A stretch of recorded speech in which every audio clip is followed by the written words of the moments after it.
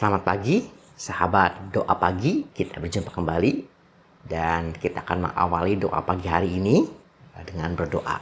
Kita berdoa. Puji syukur Bapa Surgawi, dalam Kristus pagi hari ini kami bangun dan kami bersyukur kami masih bernafas dengan keadaan tubuh yang baik.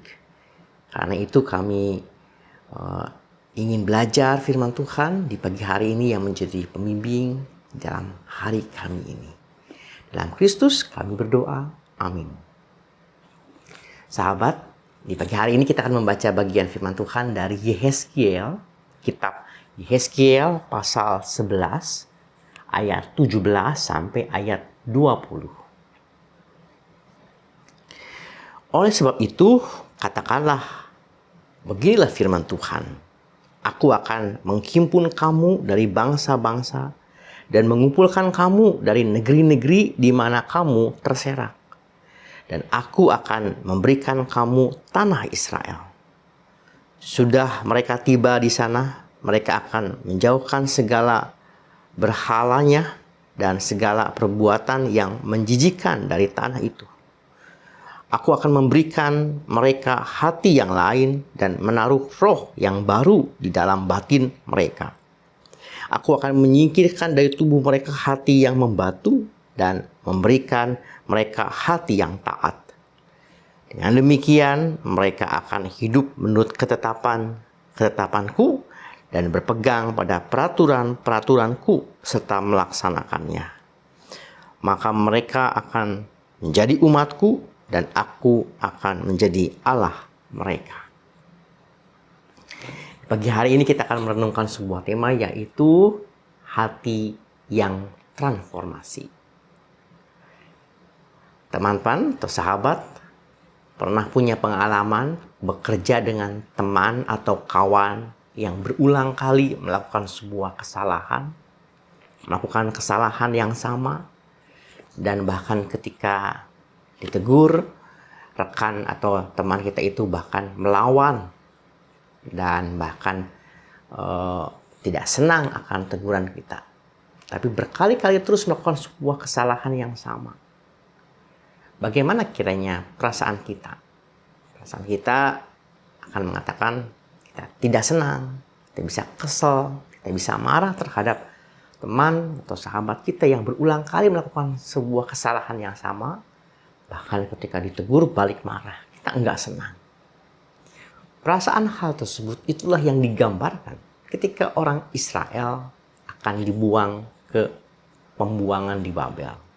Para pemimpin bangsa Israel berulang kali melakukan hal yang sama yang tidak berkenan di mata Allah. Pemimpin bangsa Israel melakukan ketidakadilan sosial, penyembahan berhala, dan kemudian ketika diingatkan oleh Nabi Yehezkiel, mereka bahkan balik untuk tidak senang, bahkan marah kepada Nabi Yehezkiel.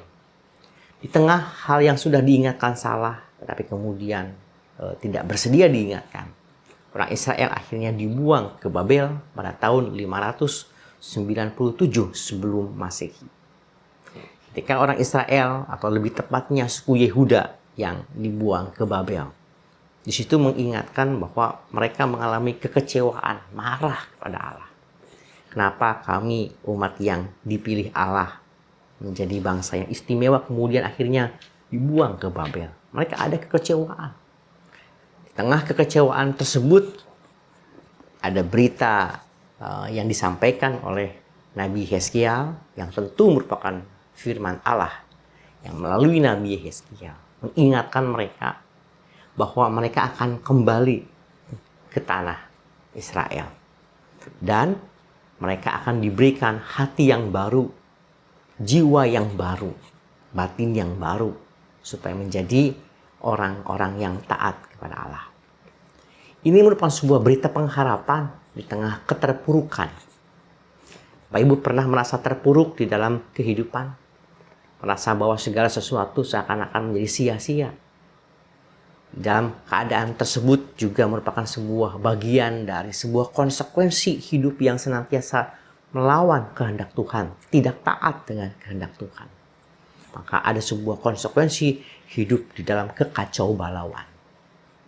Tetapi Allah kita bukanlah Allah yang memiliki tujuan akhir menghancurkan diri kita, menghukum diri kita, bukan.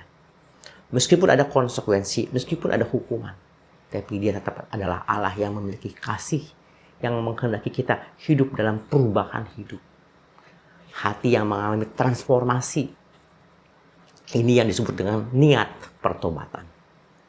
Mengapa disebut dengan hati yang baru, jiwa yang baru, atau batin yang baru? Ini sebuah bahasa simbol yang menggambarkan niat Tuhan yang terlebih dahulu memberikan sebuah niat hati yang kuat untuk orang Israel mampu hidup di dalam pertobatan. Karena dengan adanya simbol hati yang mengalami perubahan, maka akan diikuti dengan perubahan pikiran, perubahan perbuatan. Perubahan perbuatan dan juga perubahan di dalam hati yang berubah, pikiran yang berubah, perbuatan yang berubah. Tentu harus diawali dengan hati yang berubah, memiliki niat yang kuat. Orang yang memiliki niat yang kuat untuk berubah, maka akan diikuti dengan perbuatan yang berubah dan juga pikiran yang berubah. Dari pikiran yang berubah dan dari perbuatan yang berubah, tentu diawali dari niat untuk berubah yang kuat. Bagaimana dengan kehidupan kita sehari-hari? Apakah kita di dalam kehidupan sehari-hari peka akan apa yang Tuhan harapkan dan apa yang Tuhan tidak kehendaki dalam kehidupan kita? Dan ketika kita hidup jauh dari Tuhan, maka dapat juga hadir kekacau balauan dalam hidup. Namun di tengah hal seperti itu, Tuhan rindu untuk umatnya kembali kepada jalannya. Ketika Tuhan mengharapkan kita kembali kepada jalan Tuhan, maka Tuhan pun akan menguatkan kita dengan niat tekad yang kuat supaya kita hidup dalam pembaruan hidup. Suatu kali dikisahkan ada seorang bapak yang punya kerinduan mau berhenti dari merokok, rokok. Apa itu kemudian dia membulatkan niatnya, tekadnya, aku mau berubah, aku ingin berhenti merokok, kata si bapak ini. Kemudian dia mencoba untuk tiba-tiba berubah, mengubah, berhenti untuk berhenti merokok. Apa yang terjadi? Apakah dia bisa? Dia tidak bisa. Dia kemudian kembali membulatkan tekadnya. Aku akan berubah. Dengan cara aku apa? Mengurangi. Dari yang asalnya satu hari satu bungkus, sekitar 10-12 batang per hari. Kemudian dia bisa setiap hari ada mengalami perubahan. Bisa menjadi sehari 8 batang, sehari kemudian berubah jadi 7 batang, 6 batang, 5, 4, 3, 2, 1. Dan kemudian akhirnya dia dapat berhenti total. Bagaimana si bapak itu dapat berhenti total? Apakah langsung berhasil? Tidak. Tapi dia mengupayakan niat tekadnya itu. Dengan pelan-pelan ada hasil yang diubahkan. Ada hasil yang diubahkan karena perubahan itu. Dari apa? Dari tekad niat yang diawali. Niat, tekad yang kuat, yang baru yang diawali akan mengubah cara berpikir kita. Dan juga merubah di dalam perbuatan. Kiranya di pagi hari ini kita pun memiliki tekad yang kuat untuk berubah. Sehingga pertobatan itu senantiasa hadir dalam kehidupan kita. Dan kita tetap hidup di dalam kehendak Allah. Mari kita berdoa.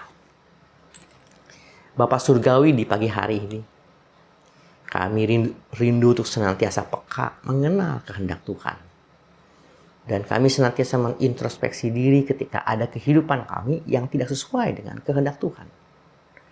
Kami mau terus mempertahankan niat tekad kami untuk hidup di dalam pertobatan, sehingga perubahan hidup kami semakin terarah kepada Kristus.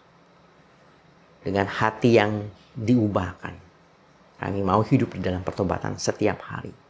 Dan kami senantiasa diingatkan ketika kami hidup melenceng dari kehendak Tuhan. Kami rindu kembali pada kehendak Tuhan. Sehingga kehidupan kami ada sebuah kehidupan yang ada di dalam damai sejahtera, ada di dalam berkat Tuhan. Dan kehidupan kami ada sukacita di dalam Tuhan. Tuhan Yesus yang memberkati pekerjaan kami, rumah tangga, apa yang menjadi harapan kami. Sehingga pagi hari ini menjadi sebuah pagi yang penuh harapan dan sukacita hidup di dalam kehendak Tuhan. Dalam nama Tuhan Yesus Kristus kami berdoa dan mengucap syukur. Amin. Sampai jumpa kembali, sahabat doa pagi. Bagi Bapak Ibu yang memiliki pergumulan khusus dan ingin didoakan, bisa menghubungi rekan-rekan pendeta di nomor berikut.